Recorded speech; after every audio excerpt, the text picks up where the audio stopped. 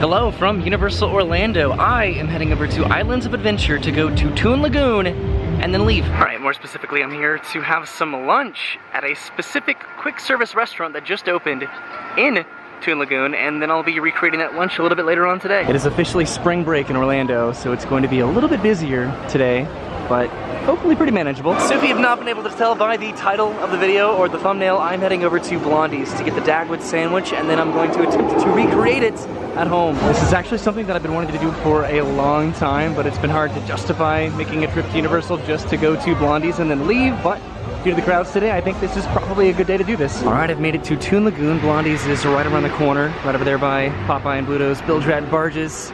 It's a little bit overcast and windy today, so hopefully it doesn't rain, but if it does, maybe I can get in and get out before it happens. The Comic Strip Cafe has a new menu that I've been wanting to try out for a little while. They have pork ramen, tofu ramen, beef bulgogi bowls here, so that would be pretty interesting to try out, but today I am just all about the Dagwood. So I don't know when this happened, but all of the thought and speech bubbles that were on the trees here in Toon Lagoon, they're gone. I hope they're just refurbishing them and going to be putting them back at some point because those are iconic. Alright, so Blondie's opens up in about 10 minutes, so while I wait for it to open, I'm going to head over here to Me Ship the Olive and just look at the lagoon. After not being able to do this for so long, it's just pretty nice to come over here just to be able to walk up and explore Me Ship the Olive and just see what the park looks like. I'm pretty positive that all of the outdoor water attractions are back open after their winter refurbishments. The line for Velocicoaster is currently all the way outside, extended by the water. It's pretty interesting. Both of the slides down there were netted off. I'm pretty positive that last time I was here, it was only one of the slides I was not able to do, but I've made it up to the very top of Me Ship the Olive, and I put in a mobile order for Blondie's because it finally opened for the day, even though the app said it was going to be opening up at 10 o'clock, and the restaurant itself said it opened up at 11 o'clock, but nonetheless, I'm gonna go get myself a Blondie Dagwood sandwich. Alright, and here I am heading into Blondie's, and it looks pretty busy in here. This is a surprisingly popular place right now. Alright, and here it is, my famous Dagwood sandwich that I got from Blondie's. Got a little bag of chips there on the side as well. I think I'm going to eat this outside. Alright, so I'm eating this over by the water, over by Popeye and Bluto's Bilge Rat Barges. So this is the Dagwood sandwich. This is fresh baked onion and poppy seed bread, piled high with baked ham, turkey, roast beef, American and Swiss cheese, topped with lettuce, tomatoes, mayonnaise, and mustard. I got a little bit extra on the side there, and then I also brought this from home. And there's a little olive on top, and then a little pickle wedge. Okay, so I finished my Dagwood sandwich. That's where I just ate right over there, and now I'm heading back over to Blondie's because the sandwich that I'm going to be recreating is not the one that I ate. It's going to be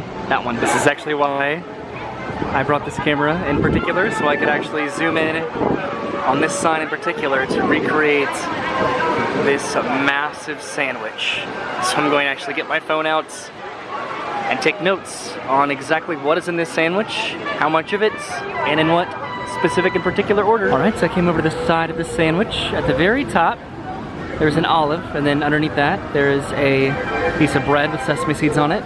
There's a couple onions there, a couple pieces of presumably Swiss cheese, a couple pieces of cheddar cheese, a tomato, lettuce, a couple sausages there, some more onions and tomatoes, a pickle, some spaghetti there, as well as a fish, and then a massive piece of ham there, and then under that, presumably bologna, maybe, and then maybe a piece of American cheese there. There's a lobster, and then underneath that there's some more pickles and onions, and some more cheese.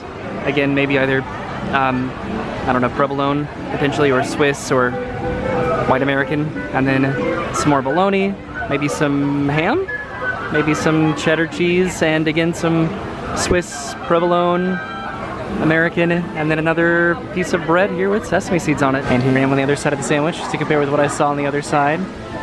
So again, there's the piece of bread, the cheese, the tomato, pickles, and onions, the sausage, more tomatoes and onions and pickles, the fish, looks like a giant glob of mayonnaise there, presumably, the spaghetti, there's another piece of cheese right here on this side, and then the ham, and then the various meats and cheeses down here too.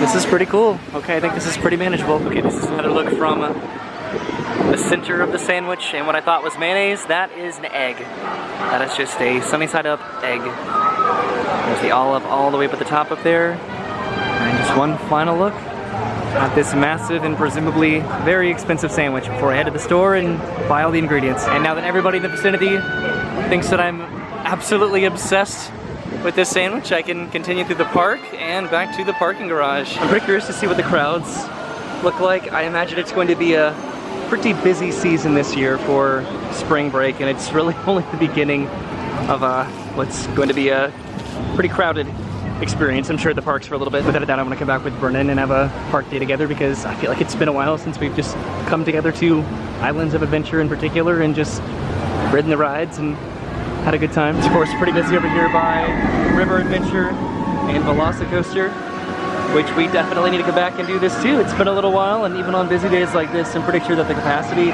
is really great, probably, even if it does have a long wait time. And of course, the real test as to how busy it is, just walking through Hogsmeade, which seems to be pretty congested. All right, I've almost made the slow shuffle out of Hogsmeade. It's congested over here because of Hagrid's motorbike adventure, but I just need to make it through Seuss Landing and then back to the parking garage. Even the Lost Continents is busy over here. Wow. I think Poseidon's Fury recently, well, I know that it recently reopened, but I don't know for how long. I don't know if that was just in a technical rehearsal or like an indefinite opening. And when you look at that, Poseidon's Fury has reopened. How cool is that?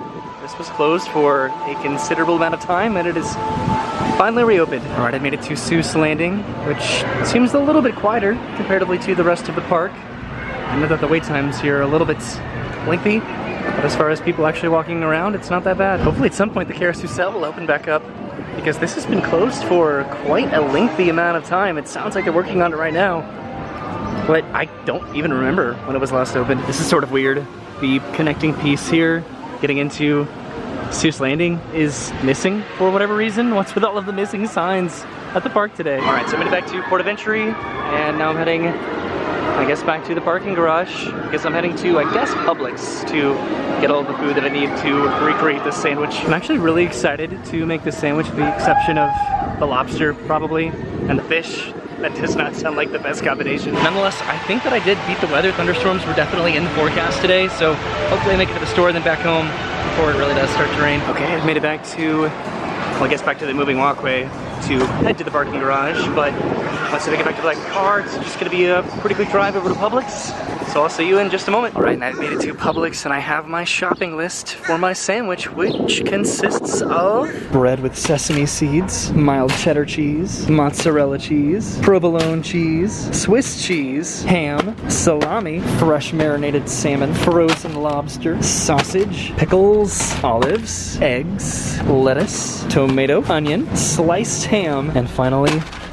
spaghetti. All right, I've made it out to my car with all of my groceries. The grand total was $80.35 for all of these groceries. The sandwich universal was $10.69. And hello, I made it back home. I have a couple cats over here on the table, as well as this puppy right here. These are all gonna be my sous chefs as I prepare my gourmet sandwich for the afternoon. I have all of the ingredients over here on the table. Let's get started. So just to review all of the different components of this massive sandwich, I have the pickles and olives, the sausage, the lobster, the salmon, the smoked ham, the cold cut salami and ham, the eggs, the spaghetti, the mozzarella cheese, provolone cheese, cheddar cheese, and Swiss cheese, the lettuce, onions, and tomato, and then of course the bread. All right, so currently I have the spaghetti on the stove, as well as the sausages back there. I have my egg, the lobster over there is currently defrosting, and then I have the salmon in the oven. So I have a lot of this going on at once, but it should not take that long. So while that is finishing up over there, I can start to construct my sandwich. I'm going to have to build this from the base up, just given what is on this sandwich. So I can start with the cheeses and the meats, and then add the other ingredients as they finish. All right, so all of the ingredients to the sandwich have been organized. There's the lettuce, tomato, onions, pickles, and single olive, the salmon and the lobster, the sausage and the egg, the cold cuts, ham, and salami, which I substituted for what I think I said was bologna earlier, the smoked ham, the noodles, all of the different cheeses, the cheddar, provolone, mozzarella, and Swiss, and then the bread.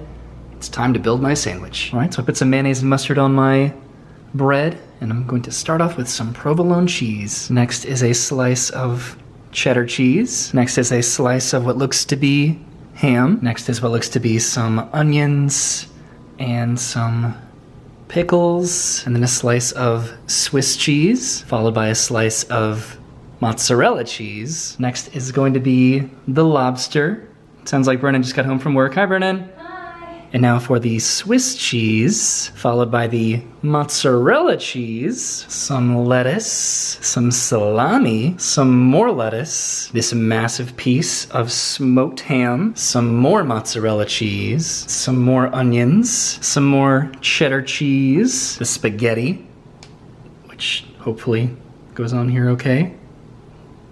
Okay, that was not that bad. The salmon on top of the spaghetti. Now for the tomato and more lettuce and some more onions and some more lettuce. All right, next looks to be the egg on top, and then somehow the hot dog sausages.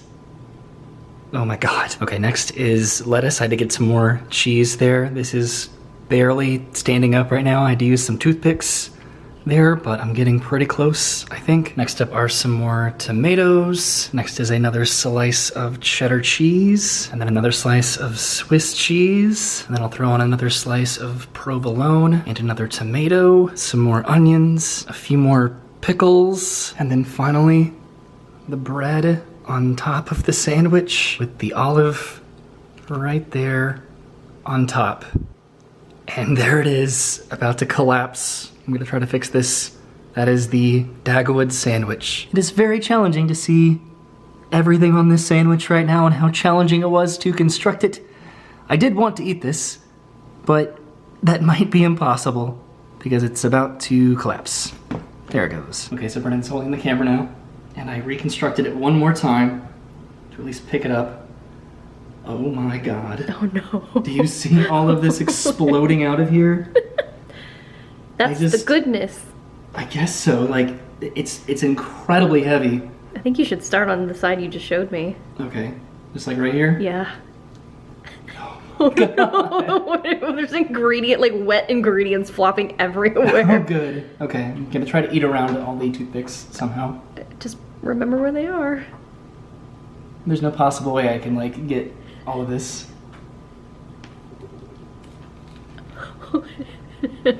What a face. Wow. Is it so many things it tastes like nothing? Or does it just taste like that fish? It actually tastes really good. Oh, wow. I'm gonna go in for another bite. Damn, this is good. What? I'm gonna try a bite. So in a surprising conclusion, that sandwich actually turned out to be really good, which means a lot because I have always wanted to recreate a Dagwood sandwich. My grandfather used to give me the Sunday Funnies every single week about 10 or so years ago, and I have a stack of them still. I'm sure I still have a lot back home in Pensacola, but just this was like an integral part of my childhood, just reading the Peanuts and Hagar the Horrible and Beale Bailey and Family Circus and Dennis the Menace and Blondie comics. Like, it's like an important part of my childhood, and that's why I personally really like Toon Lagoon, is because of this, specifically this tether that I have to my grandfather emotionally. And just the Blondie comics, just specifically whenever Dagwood in those comics would make that sandwich, it always just got me really hungry, and it was just like wishful thinking that I could just go into the fridge and just make a sandwich 3 feet tall with just everything that was in the fridge. And I got to do that today, and it teetered and tottered a good amount, but it turned out to be just really delightful. And I had the one that they actually sell at Universal just to compare the two. That one tasted good too, but this one was just a lot more fun to do. And no food was wasted, by the way. I deconstructed the sandwich, and that's going to be my dinner tonight and my lunch tomorrow, and probably an indefinite number of days after that. But it was just really fun to get to do, and that's a fun memory that I have. And as far as just recreating theme park foods, I know this one was a little bit weird and messy and maybe a little bit gross, but I think it turned out to be great. So thank you for hanging out with me today. I appreciate it. I will see you soon. Have a great day, and goodbye.